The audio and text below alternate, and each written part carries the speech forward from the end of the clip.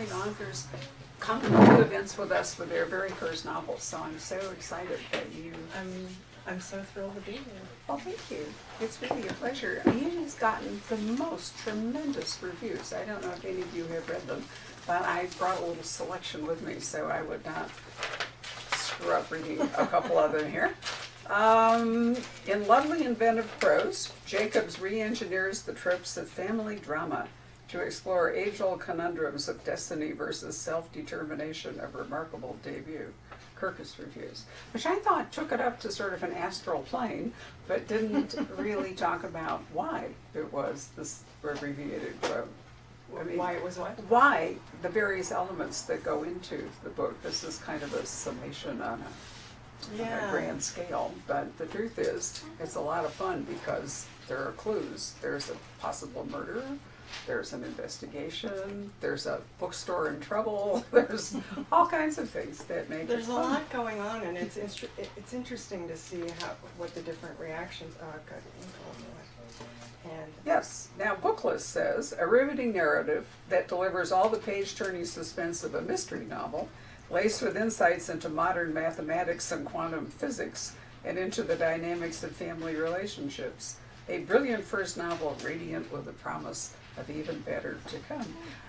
If Stephen Hawkins had just died a few days later, they probably could have made some sort of a link. Actually, I don't mean that to be, because I think it's remarkable that he lived so long with such a disease. It really is. But as a result, I think quantum physics and mathematics are kind of on our minds right at the moment because of all the tributes to Dr. Hawkins and his remarkable on Pi life. Day and Einstein's birthday, no less. It's incredible. Yes, and he was born on an anniversary of some Galileo. That was it. So, it was almost like the universe spoke as far as he was concerned.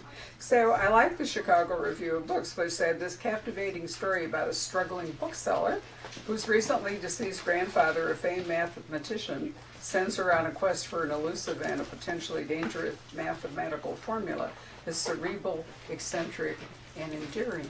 So I read that to you because I think it's so interesting that there are these various takes from various reviewers highlighting, different elements in the books and their reactions to them. I thought the one, and I brought it for you so you could have an actual copy of it if you didn't, and the Wall Street Journal was the best one. Oh, thank you. That's so nice. Have you read it? Of course you have. You've memorized it. It was my very first actual review in newsprint, so I bought 2 copies. But I'll take another. I'll be happy to give this to you. And it ends up, despite its darker hues, including the fulfillment of Isaac's prediction, which we can talk about, the last equation of Isaac's SEVERY is full of delight, though Miss Jacobs' writing has echoes of Thomas Pynchon, Nathaniel West, and J.D. Salinger. It's really weak company there. Her terrific book displays in abundance a magic all its own. I agree with that, although I don't know that those are the writers I would, of course, there we are. Very surprised. So what impelled you to, I remember, let me start out by saying, I remember this book had a different title way back when I originally read The Ark. It was called something The else. SEVERY equation? Did you read the Ark or you read the manuscript? I read The Ark. Are you all familiar with the stages of how it goes? Sometimes you get a printed manuscript from the publisher, and then sometimes you get an ARC, which stands for Advanced Reading Copy, which is a slightly more edited version, or sometimes has cover art and so forth. Yeah. So I hardly ever see the actual finished book. I mean, I see it here, but I've almost never read the book, the same book that you read. I read an earlier version, which has sometimes led me to some rather strange positions. I remember when Colin Dexter made this huge thing about finally revealing the name of Morse. I read the advanced reading copy where they kept it out because they didn't want people reading in advance to give away the name. So I spoke up and said, well, he reneged. He never did tell anybody what Morse's name was. Everybody says, look, it's Endurance. Or is it Endeavor? Which one? It's Endeavor, isn't it? Right. And I thought, okay, there's the trap that comes from reading those. It went through so many titles. I'm not sure which one you would have read. So it was the the SEVERY equation was my working title. I don't think that was it. And which is a bit more static and thrillery sounding. I'm glad we changed it. And then it became the Book of Numbers. That was it. That's what I read it as. And I think there was the fear the biblical reference wasn't quite working, and possibly it was that numbers would turn people off. Although equation is in the title, so I don't know. But we went back and forth so often and finally landed on this, and I'm so glad we did, because I think it's a bit more of an invitation to the reader. Why is it his last equation? Who's Isaac SEVERY? So I'm happy with the title. There's a lot of mystery in it, but I brought that up again to say how difficult it is to work out what features in this book until you read it that you really want to talk about. Yeah, there's a lot packed into this. There's a lot going on. So I think depending on who the reviewer is, they're reading different things into it. It's a mystery to some people. It's a family drama to others. Others it's a quirky comedy. I get that too. So. Well, you didn't just sit down one day and this sprang into your mind like Athena from the head of Zeus. So what got you going? Because I feel like this is a book that you must have developed over some time. Yeah, that's exactly right. I wish it were one aha story I could give you, but it really did come from a bunch of different places over many years. So I moved to Los Angeles for film school and for the film culture, but I found myself increasingly fascinated by the worlds of JPL, the Jet Propulsion Laboratory, and Caltech, which were just over the hill in Pasadena.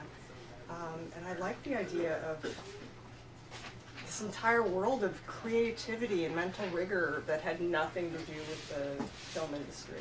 And I wanted to set a story in LA within that world. And that had been kind of percolating for a few years. And then in 2009, it was about a year or so after the financial crash, a couple things happened to me that made me think about it more seriously, which was I got very abruptly laid off from a copywriting job. And then second, a script development deal I'd been very excited about fell through. The funding fell through. And I felt an extreme lack of control in my life. So I thought, the idea of, trying to scrape together a budget to make a movie on my own seemed really overwhelming, when really all I wanted to do was sit alone in a room and write. That was it. So I thought, well, what next? I thought a stage play maybe, but that relies on other people, and a novel, when you're done with it, that's it. That's the product. You hold it in your hands, even if it's something you spit out of your printer. That's the finished thing. It's an object you can hold in your hands, and that was really attractive to me. So. And it wasn't produced in a writer's room. It's not a committee kind of a project, which movies, television, much of Hollywood depends on a group effort where everybody has to compromise. Yeah, that's exactly right. And I was very surprised how much the publishing world really respects writers, because that's not always the case in the movie industry. You get a note from a producer, it's not a suggestion, it's a directive. You need to change this. So it was really a pleasant surprise to discover, you respect the writer. How delightful. I had that conversation last year with Joe Ide, who made a huge success with IQ, and Melissa Love Scribner, who's up for an Edgar for her debut novel. Both of them worked in writers' rooms in Hollywood, and both of them said how much more comfortable and happy they were in publishing, where they had more control and more respect. Now, we hear as booksellers a lot of tension between writers and publishers. Oftentimes, writers would like more from their publisher, or they're not happy with their title or their artwork. So we think there's a fair amount of controversy there, but these people came from writer's world in Hollywood all think it's copacetic.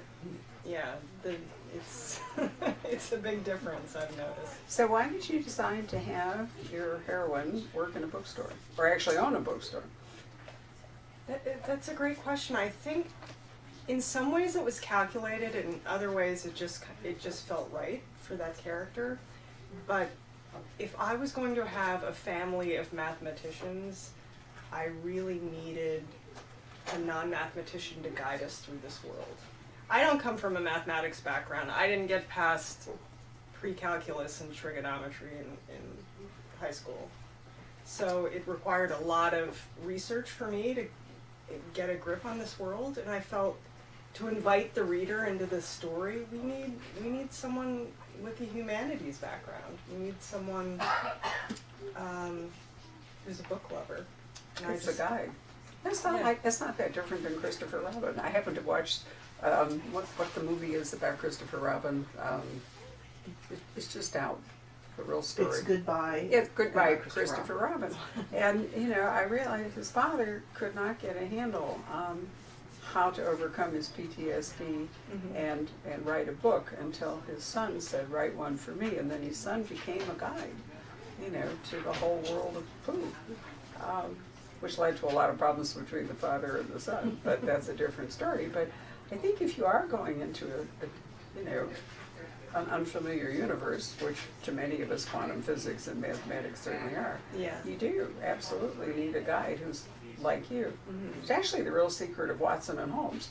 Right. Watson is the everyman kind of a guide, and otherwise we would have trouble dealing with the genius of Holmes, nor would we actually know what he's thinking. Right. So, Can you imagine if those stories had been told in the reverse? That just doesn't work. You mean Holmes trying to tell us how Watson solved the case? What an idiot he is. Right. Plus the bookstore is, let's describe it as a shaky business. So she's not on a particularly firm footing in her professional life and so forth when all this happens. Or financial life, whatever. That's exactly right. And I think I was in the same position when I started writing this book, so I felt a lot of empathy for it. And in 2010, independent bookstores were not doing well. There were bookstores closing around in my neighborhood, and I was very aware of that. It's gotten a lot better today, just during the course of my writing the book. But I really did want to hook into that. So what happens? There she is, struggling along in Seattle, which is a book town, I might add. Seattle is lots of independent bookstores, lots of readers. And she's called down to California when her grandfather was found. Yeah. And oh, you want the well, you could just sort of push us into the story here. The broad strokes. Right. I actually, since you mentioned Seattle, the bookstore is not modeled on Elliott Bay Books, but the neighborhood is. That's where her bookstore is. And it was one of my favorite bookstores when I went to college in Seattle and would hang out there all the time. So the Pioneer Square area is very important to me, although they moved it to Capitol Hill. Anyway, that's a little aside. So she goes to LA. Just the broad strokes of, I don't know how many of you have read this, maybe none. Okay, so it's about a family of mathematicians and what happens to this family when the patriarch of the title, Isaac Severy, dies under mysterious circumstances and leaves his final life's work to Hazel, the bookseller. And so she goes to LA and receives a letter from him that was postmarked before his death. She receives it right before his funeral, and it's a very cryptic letter asking her to safeguard his equation. And the problem is he's hidden it, and she has to find it before it falls into the wrong hands. So it's a treasure hunt too. Yeah. Which is a lot of fun. Yoga has given you a little clue on the first page of the book when you open it. There are numbers, so she's written in, so you'll have to figure that out. You see, notice I have on to the look. very, it's on the Now I have to flyleaf look, right? of the Me very too. first page. And if she hasn't done it, oh, maybe theirs don't have them yet. We were Oh, signing them okay. in the back room. Okay. Before you leave, she will write a proof Okay. onto your book. It's not going to make much sense if you haven't read the book first. So Right. don't try to solve it quite yet. So think of all these things we have going. We have, this young woman in a challenging business in a difficult environment. We have a family of mathematicians. We have the patriarch found dead in unusual circumstances. We have his last words, which are actually written before he died, and then we have a treasure hunt to come. How long did it take you to weave all of this together? Oh man, my official answer is 6 years. But as I told you, I started thinking about it in 2009. It took me so long to get through this that while I was writing it, the physicists at the particle accelerator in Switzerland discovered a new particle. And I actually had to rewrite parts of my book to incorporate that. Not to scare you off, there isn't a ton of that, but one of my characters is a string theorist, theoretical physicist. And so, while I'm mucking about with my novel, they go and discover, a primary building block of the universe. So yeah, that involved a little rewriting. And then besides that, I had to change all the taxis in my book to Ubers. That's true. Technology. I kept a couple of taxis just for nostalgia, but.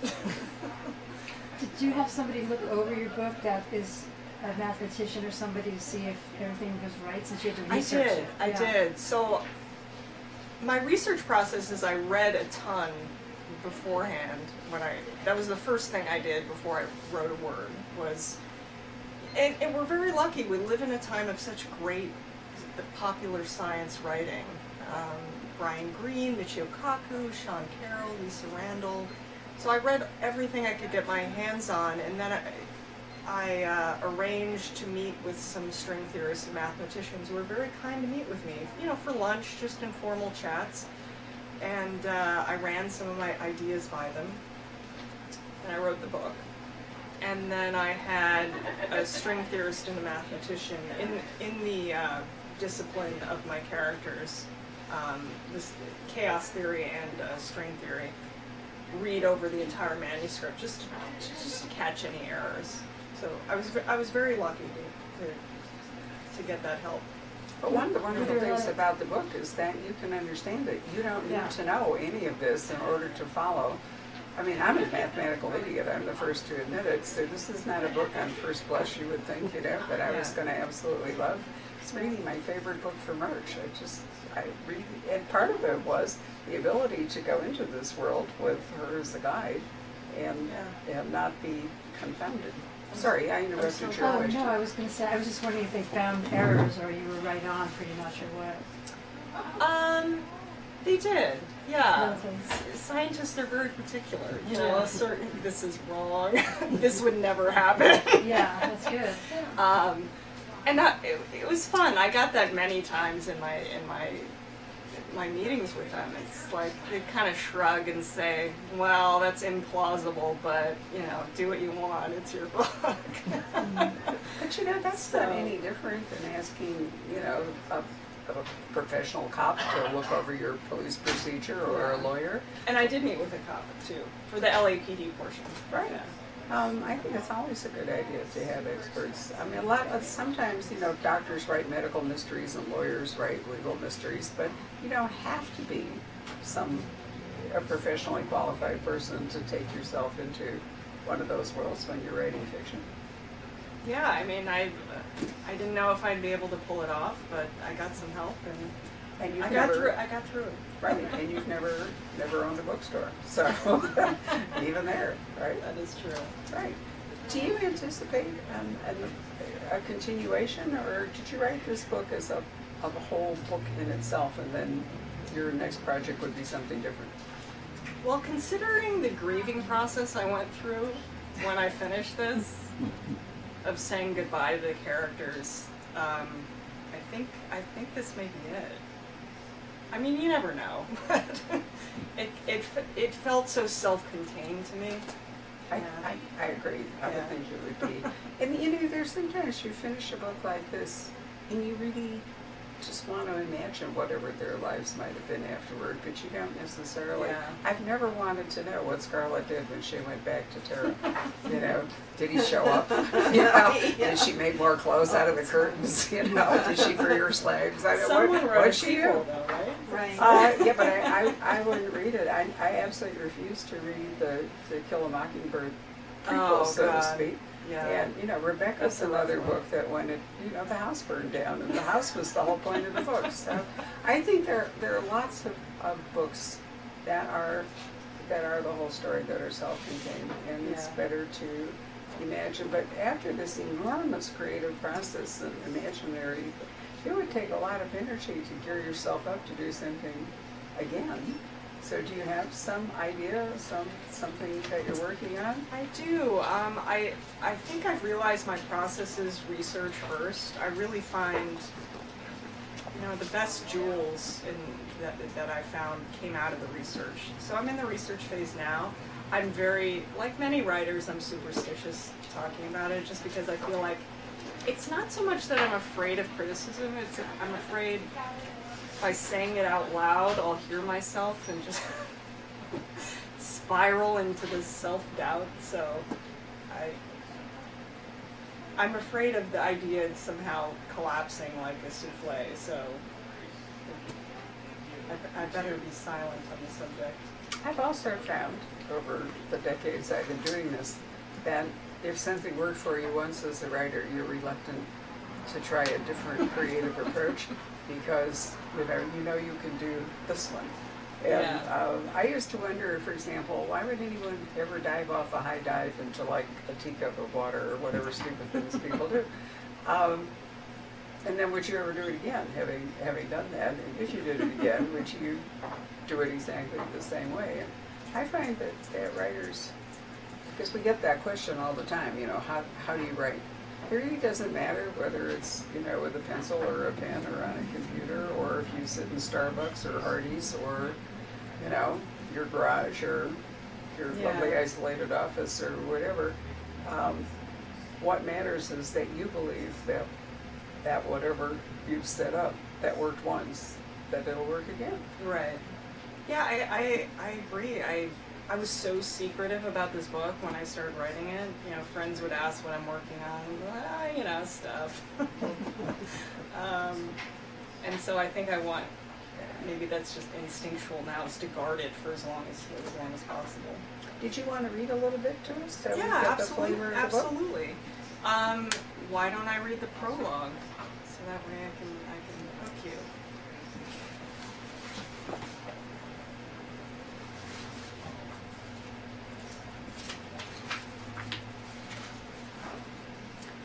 Prologue. On the morning he was to die, the old man woke early and set about making breakfast. He put eggs to boil, bread to toast, tea to steep, and as he did so, felt he understood why prisoners on death row request such commonplace meals on the eves of their executions. They didn't crave elaborate spreads of coq au vin, foie gras, octopus salad, oysters on ice. These poor souls longed for burgers, fried chicken, pizza, ice cream. Whenever he would come across reports of these ill-fated Last Suppers, it was the childlike ones that got to him most. The strawberry shortcake eaten by Chicago serial killer John Wayne Gacy before his lethal injection, or that kid in Texas, Jeffrey Allen Barney, who said he was very sorry for what he had done to that woman and asked only for a carton of milk and 2 boxes of Frosted Flakes. The old man, too, had simple tastes. Though he was by nearly all standards a man of culture, his culinary preferences were aggressively ordinary. He had enjoyed a variation on the same breakfast for as long as he could remember. Why stop now that someone was coming for him? He did, however, prepare 2 of everything, arranging twin cups and saucers and 2 egg spoons on the breakfast tray.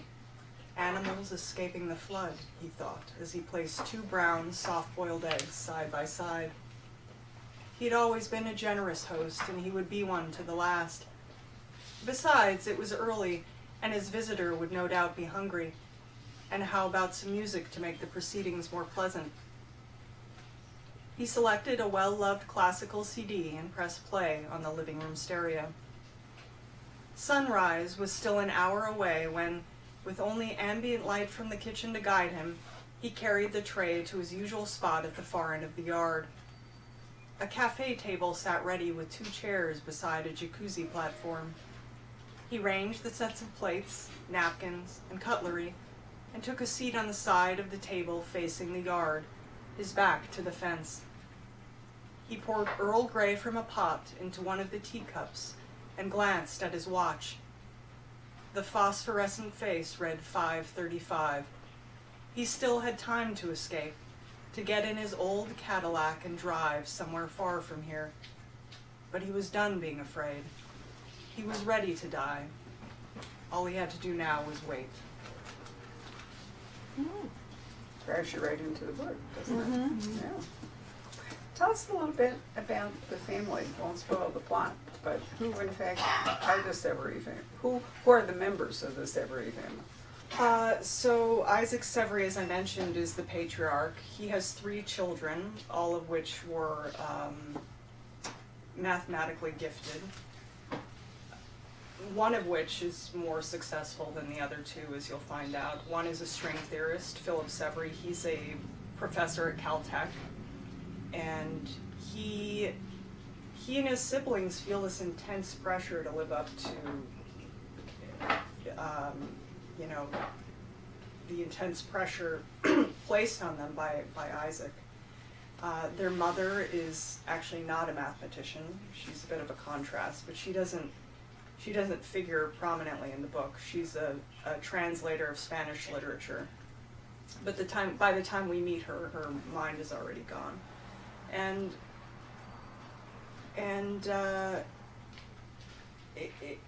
it's really the precedent set by Isaac SEVERY, who's an incredibly celebrated mathematician. And that trickles down to the rest of the family, and they each have to wrestle with their own legacies. What are they leaving behind? How are they contributing to the SEVERY legacy and the SEVERY name? It is a tremendous amount of pressure.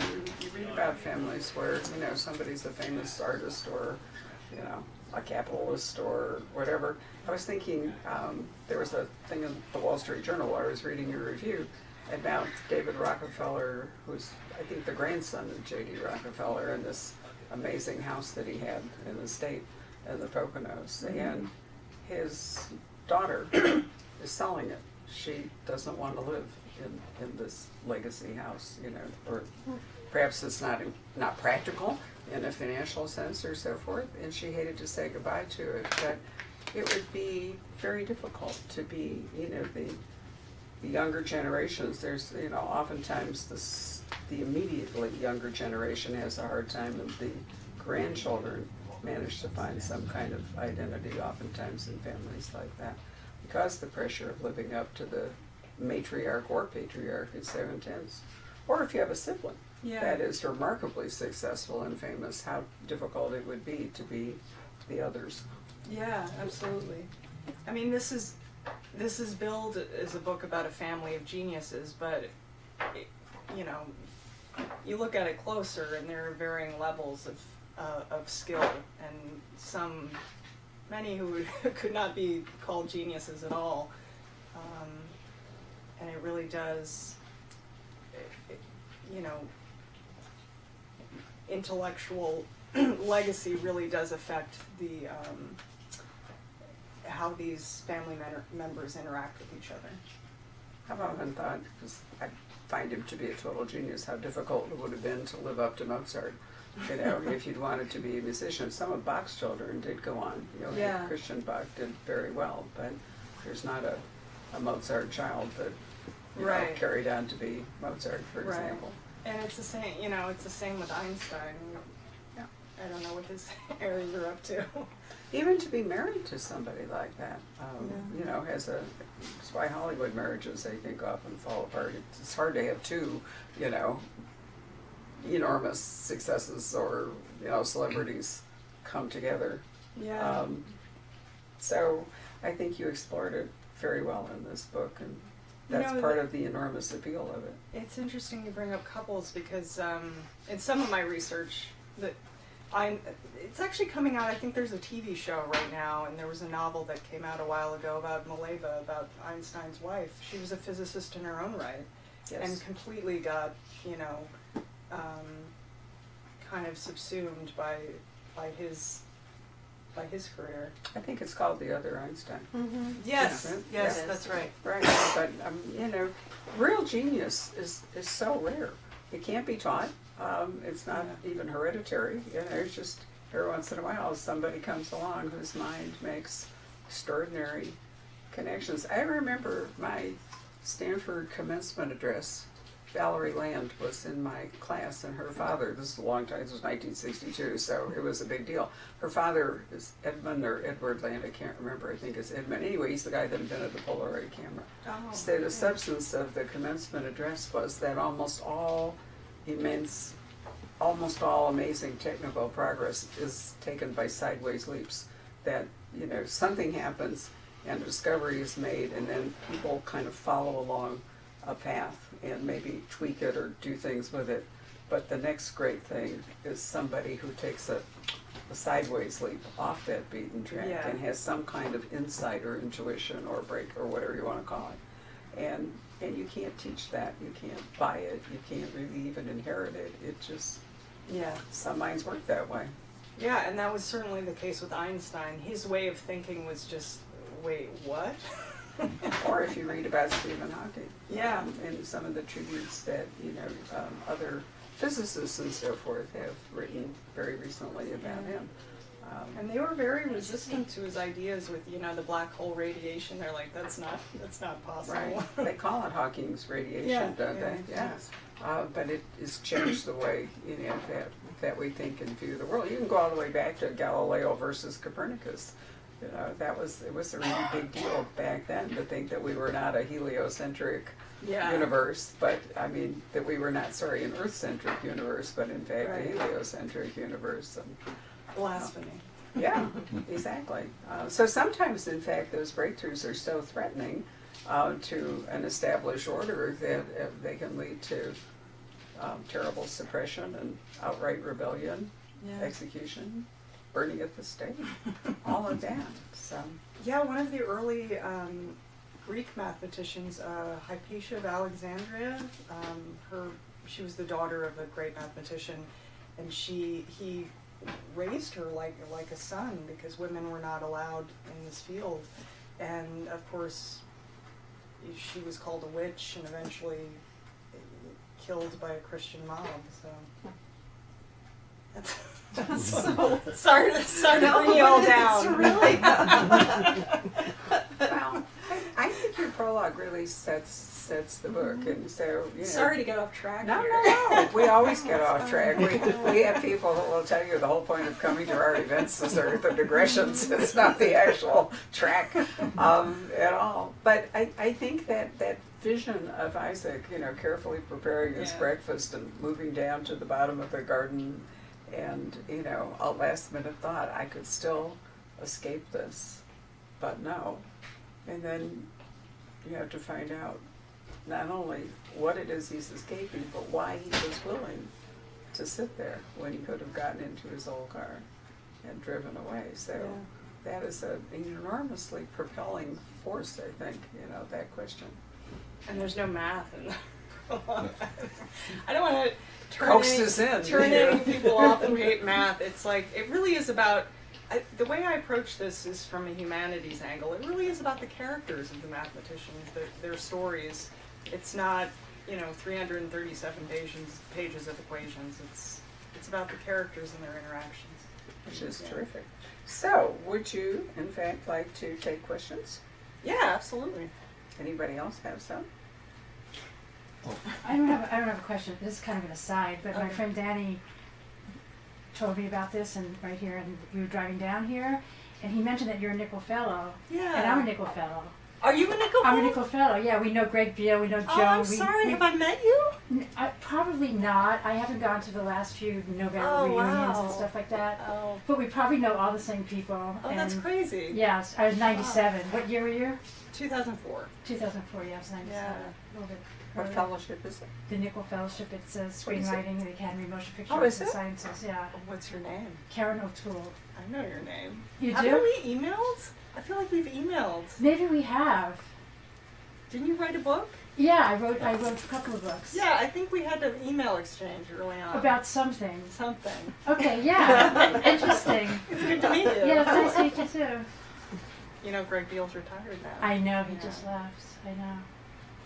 And Joan's now taken over. But Yeah. She started like, I guess in 04 or so. Was she in 04 when you were here? Did she start already? She started off as a script reader, Yeah. but I hadn't met her until a bit later. Yeah. Yeah. She went right to the top now. She's running the I Nickel know. Fellowship. She deserves it. Yeah. It's great. She's good. Hang on a Right. moment, and we're going to say goodbye to our live stream Oh. audience. And then we will. Goodbye. Thank you. Thank you for joining us. So,